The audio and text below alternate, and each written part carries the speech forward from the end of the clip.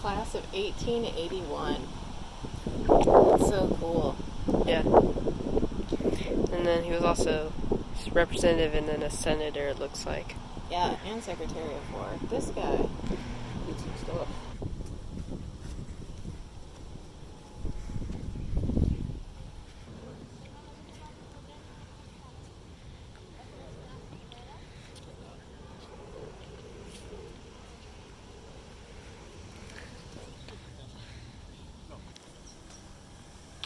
Also, over here, I believe this is where RFK is buried.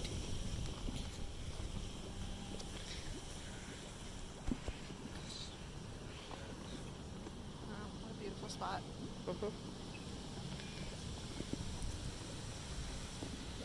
That's the Arlington house up there. In a moment, we will be going in front of the Memorial Amphitheater, where you'll have a beautiful photo opportunity of the first tomb placed on the premises on Veterans Day, November 11th, 1921. It is the only above-ground tomb, and it enshrines a soldier representing the unknown soldiers from World War I. In reverence for the tomb, I will go silent as we are in front of the tomb. Gentlemen, if you're comfortable in doing so, it is customary for you to remove your hats when we are in front of the tomb. There's the Pentagon right there. That burial marker. So, and that applies to any burial section, of course, cool. on the grounds of Arlington, as long as you are on the premises of Arlington National Cemetery. Vietnam War in Hawaii by 1983 had less than 10 U.S. soldiers' remains from that war that still could not be identified. And so the very next year, in 1984, on Memorial Day, one of those soldiers' remains was placed in that middle below ground tomb or crypt to begin his tour of duty, representing those unknown Vietnam soldier remains.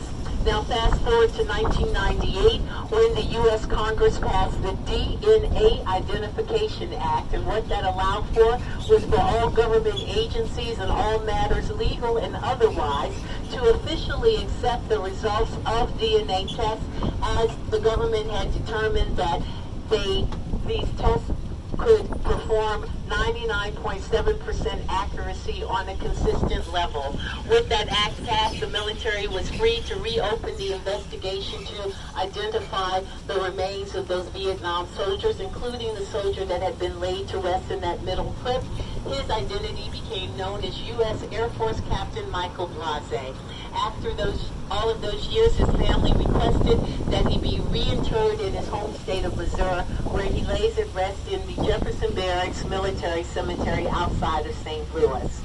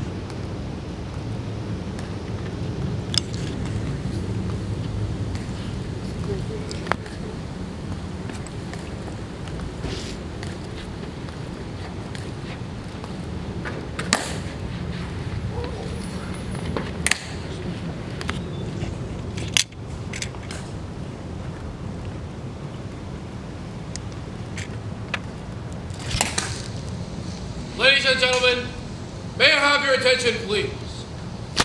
I am Sentinel Tedford of the 3rd Infantry Regiment, United States Army, Guard of Honor, Tomb of the Unknown Soldier. The ceremony that you are about to witness is the changing of the guard. In keeping with the dignity of this ceremony, it is requested that everyone remain silent and stand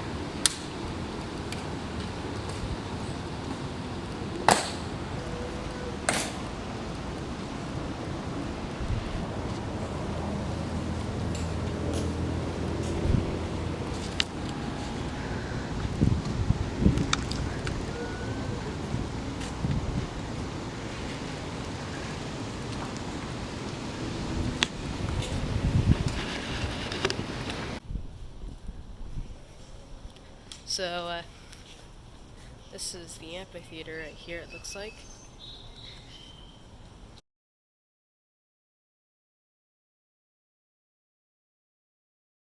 But yeah, this area has a pretty good view of DC, this place right here.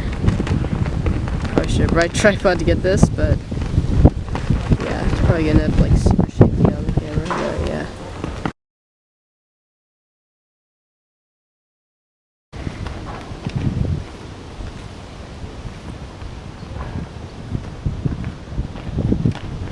That's a shot of this view.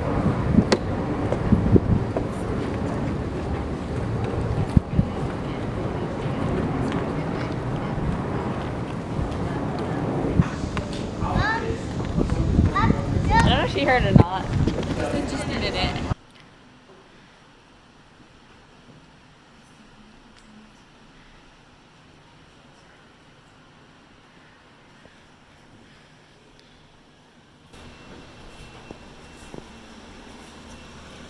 Okay. Oh, that's cool.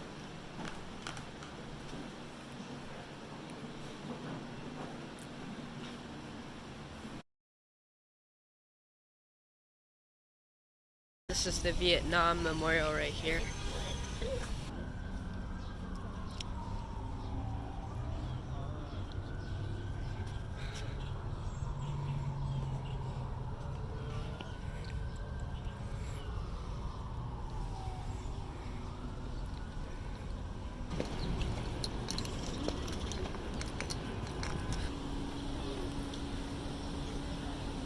So check out one last thing here. This right here is the Ford's Theater, which, as basically everyone knows, that is where Abraham Lincoln was shot.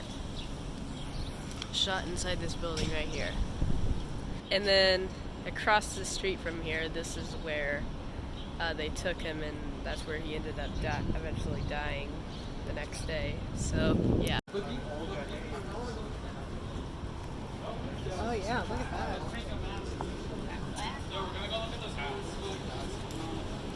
That's crazy.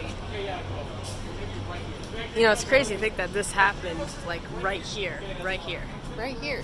Um, 7:22 a.m. on April 15th. yeah.